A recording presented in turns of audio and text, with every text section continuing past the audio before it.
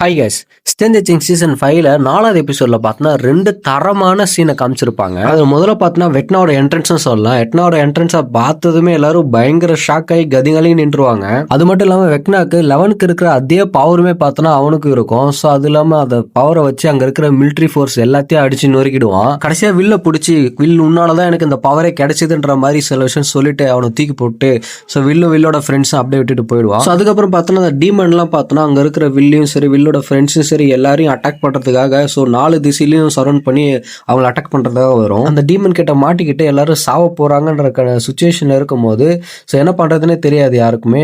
ஏன்னா 11 கூட அந்த இடத்துல இருக்க மாட்டா. அப்போ தான் ஒரு தரமான ட்விஸ்ட்டை பார்த்தோன்னா அந்த இடத்துல கொடுத்துருப்பாங்க.